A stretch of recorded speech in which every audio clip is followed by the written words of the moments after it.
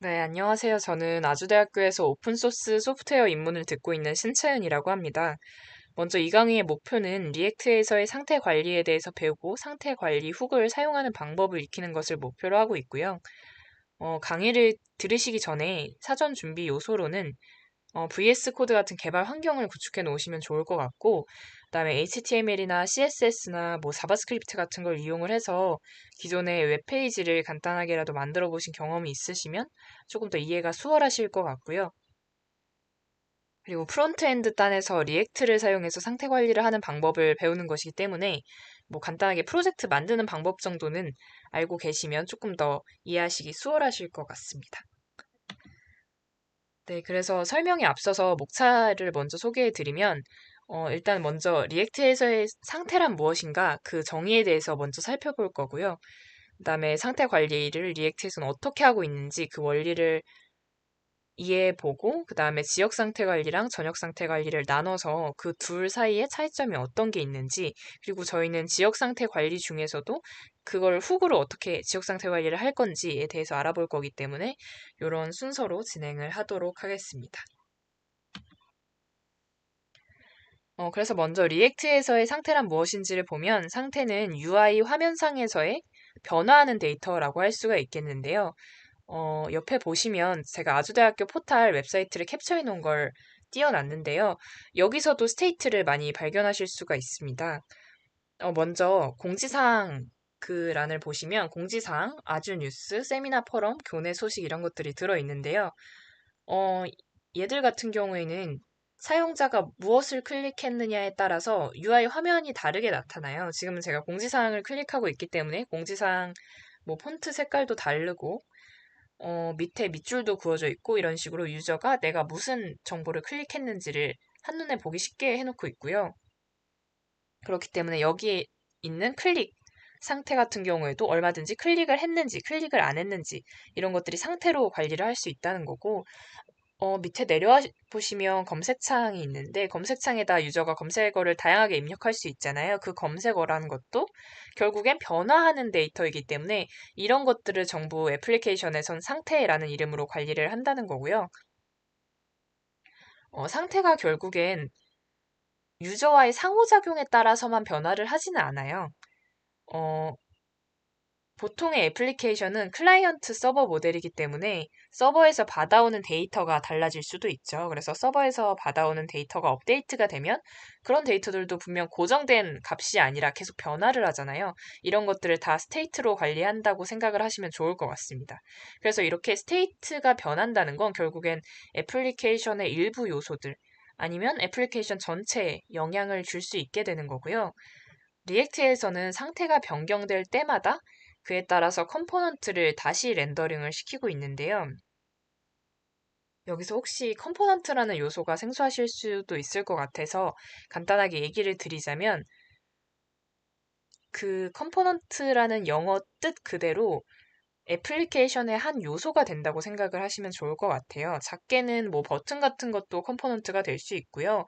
한 웹페이지 자체가 컴포넌트가 되기도 하거든요. 그래서 그런 요소들, 이 다 컴포넌트라고 생각을 하시면 될 것 같고, 코드상에서 저희가 보여지는 거는, 어, 리액트에서는 함수형 컴포넌트를 권장하고 있거든요. 그래서 결국엔 함수를 다시 호출해 오는 거라고 생각을 하시면 될 것 같아요. 그 함수와 엮여 있는 데이터가 바뀌었기 때문에 화면상의 유저한테 보여줘야 되는 유저 UI에도 변경이 생길 거고, 그렇기 때문에 우리는 코드상에 있는 함수를 재호출을 한다라고 생각하시면 될 것 같습니다. 그래서 스테이트 변화에 따라서 컴포넌트가 리렌더링이 된다. 요거를 좀 생각을 해두시면 좋을 것 같고요. 그래서 그러면 스테이트의 변화를 어떻게 줄 것인가를 보자면 리액트에서는 상태를 직접 수정하는 것은 권장을 하고 있지는 않아요. 그러니까 상태를 직접 수정을 한다는 건 원본 데이터 값을 건드린다는 건데 그렇게 하는 걸 리액트에서는 권장하지 않고 있고 상태를 업데이트할 때는 무조건 새로운 상태를 주입하는 식으로 원본 데이터를 건드리는 게 아니라 다른 값을 주입해주는 식으로 상태를 업데이트하고 있고요. 어, 이렇게 새로운 상태가 주입이 되게 되면 리액트는 이제 상태 변화가 일어났다는 것을 감지하고 필요한 컴포넌트만 업데이트를 하게 됩니다.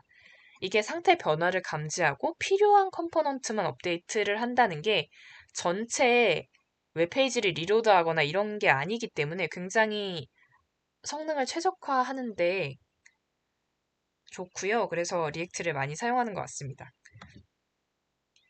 그래서 상태 관리의 원리를 따져보자면 먼저 리액트의 상태가 불변성을 가진다는 걸 좀 이해하시면 좋을 것 같아요. 그러니까 불변성이라는 게 변하지 않는 성질인 거잖아요.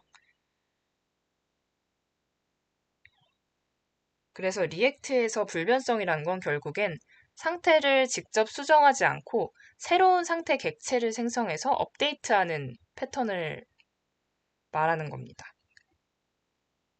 그래서 직접 변경하는 게 아니라 아까도 말씀드렸다시피 그 값을 주입하는 식으로 불변성을 유지하고 있다는 거고요. 그럼 왜 직접 값을 변화시키지 않을까라고 하면 일단 두 가지 이유가 있는데 해당 값을 직접 변경하게 되면 참조 주소가 같아서 상태 변화를 감지하지 못할 수도 있어요. 참조 주소가 같아서 상태 변화를 감지하지 못할 수도 있다는 건 무슨 얘기냐면 리액트에서는 스테이트의 변화를 감지할 때 얕은 비교를 하게 돼요.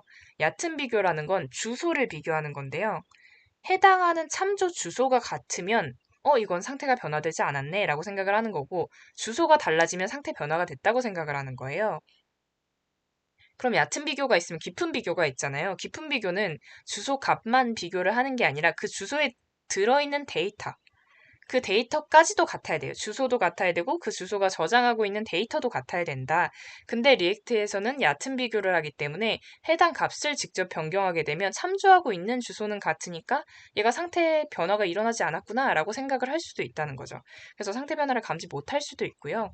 두 번째로는 이제 리액트에서는 데이터가 바뀌게 되면 상태가 바뀌게 되면 컴포넌트를 리렌더링 한다고 했잖아요. 그럼 상태가 바뀌었는지 안 바뀌었는지를 검증하기 위해서는 이전 데이터랑 현재 데이터를 비교해야 되는데 원본 데이터 자체를 바꿔버리면 이전 데이터와의 비교를 수행하는 것 자체가 불가해지기 때문에 리액트는 스테이트의 불변성을 최대한 유지를 하고 있고요. 그럼 리액트에서 상태 변화가 일어나면 어떤 식으로 이제 UI 화면이 바뀌냐라고 하면 리액트에서는 가상 돔을 사용합니다. 돔이라는 건 뭐냐면 도큐멘트 오브젝트 모델이에요. 그러니까 문서 객체 모델인데 우리가 보는 웹페이지도 하나의 문서라고 생각을 해주시면 좋을 것 같아요. 그래서 HTML을 통해서 웹페이지의 뼈대를 이루잖아요. 그렇기 때문에 돔이 트리를 그리는데 트리 형태로 그려져서 웹페이지의 구조가 이렇게 트리 형태로 그려지게 되거든요. 근데 이제 리액트는 버추얼 돔을 만든다는 거예요. 가상 돔을 만든다는 거예요. 그래서 첫 번째 단계부터 보시면 일단 리액트가 상태 변화를 감지하게 돼요. 저희는 상태 관리를 다루고 있으니까 스테이트가 변화를 하겠죠. 스테이트가 변화를 하게 되면 일단 새로운 버추얼 돔 트리를 생성하게 됩니다. 그 스테이트 변화에 따라서.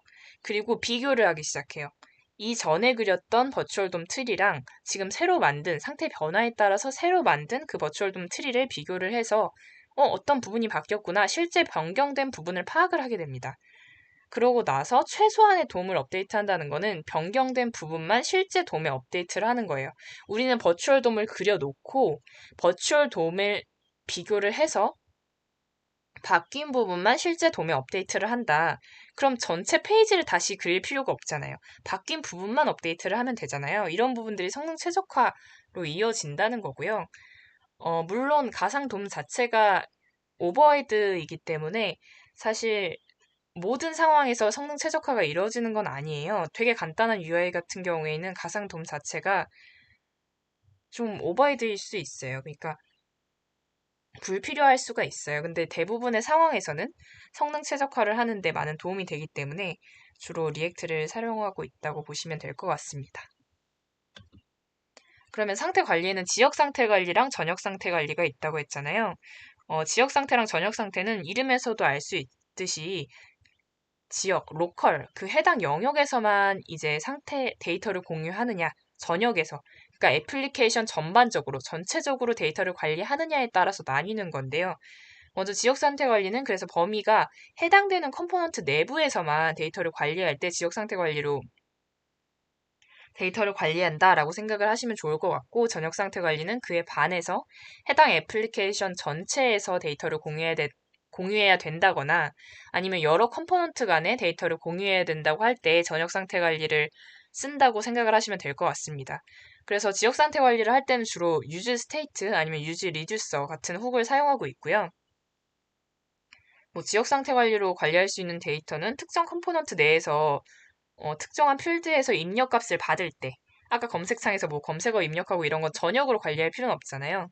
뭐 그리고 버튼을 클릭했는지 클릭 안 했는지 이런 클릭 스테이트 이런 것들은 다 지역 상태 관리로 관리를 하시는 게 편하실 거고 전역 상태 관리 같은 경우에는 컨텍스트 API나 뭐 리덕스나 되게 상태 관리를 할 수 있는 라이브러리들이 굉장히 많아요. 그래서 이런 것들을 사용해서 전역 상태 관리를 하시면 되실 것 같고 로그인 사용자 정보 같이 전역에서 좀 공유를 해야 되는 데이터 같은 경우에는 굉장히 여러 개의 컴포넌트가 알아야 된다. 그러면 이제 전역 상태 관리로 하시는 게 좋을 것 같습니다. 그래서 지역 상태 관리를 하는 훅을 보자면 use state가 가장 많이 사용되고요. 가장 기본적인 상태 관리 훅이라고 생각을 하시면 될 것 같아요. 그래서 간단한 데이터 관리를 하는 데는 많이 사용이 되는 훅이고 use reducer 같은 경우에는 use state보다는 조금 더 복잡한 상태 관리 로직을 위해서 사용이 되는데 저도 use reducer를 많이 사용해 보진 않았어요. 실제로는 use state가 제일 많이 사용되고 있고 그래도 use reducer를 쓰게 되면 상태 업데이트 로직 자체를 외부로 분리할 수 있기 때문에 그런 것들은 장점으로 가지고 있다고 생각하시면 좋을 것 같습니다. 그래서 실습을 해보면 이제 리액트 앱 프로젝트를 만드시면 이렇게 app.js라고 해서 앱이 떠요. 이 앱에 저는 다 지웠는데 뭐 리액트 어쩌고저쩌고 막 이런 것들이 되게 많이 들어가 있으실 거예요. 근데 그거를 지우시고 우리는 실습을 해야 되니까 저는 카운터라는 컴포넌트를 만들어서 그걸 앱에다 넣어놨습니다. 그래서 카운터가 어떻게 보이는지 npm 스타트를 해서 한번 볼게요.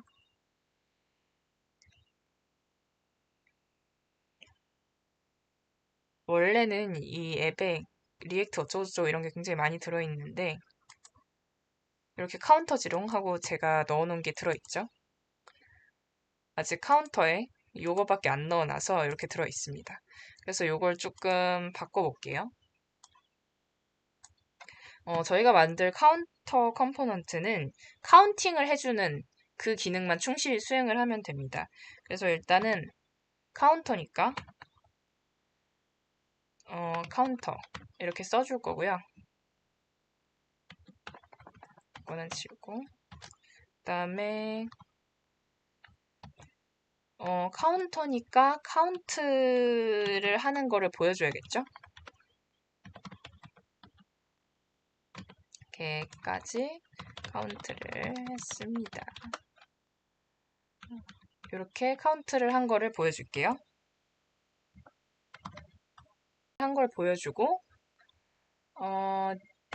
div는 더 필요 없을 것 같고 버튼을 하나 만들게요. 저희가 카운트를 하려면 버튼을 눌러서 카운트를 해야겠죠? 그래서 플러스 1 버튼을 하나 만들고요. 그럼 여기서 바뀌어야 되는 데이터는 카운트잖아요.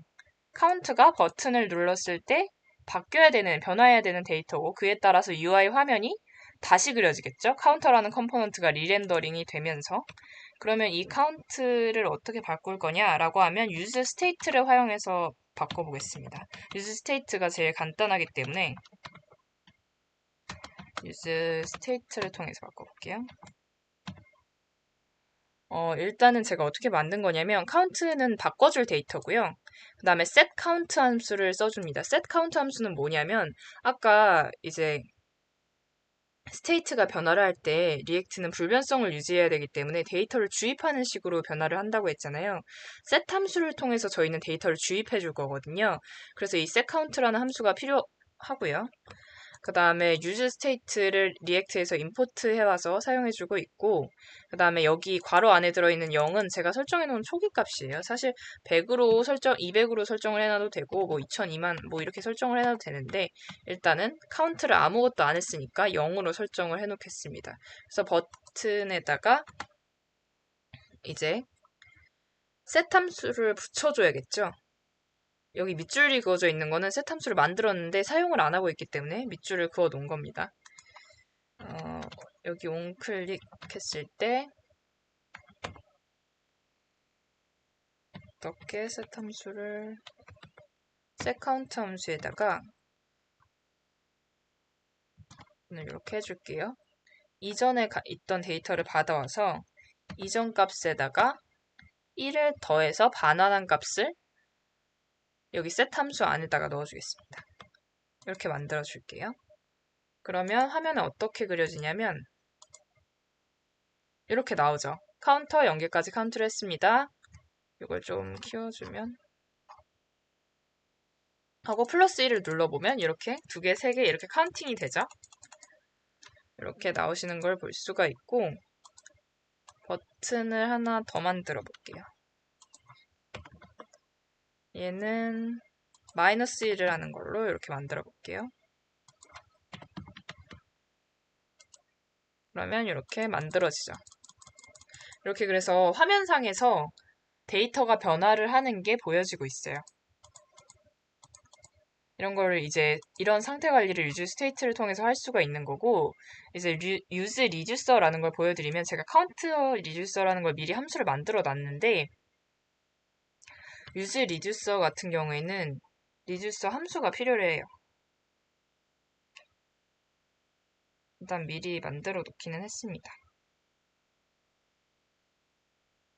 그래서 이 리듀서 함수랑 초기 상태를 인자로 받아서 유즈 리듀서를 쓸 수가 있는데 먼저 여기서 쓰는 거를 보여드리면 카운터 이제 유즈 스테이트 요거는 추석 처리 해놓을게요. 그리고 저희는 뭘 쓸 거냐면 이제 카운트를 할 건데 여기에는 디스패치를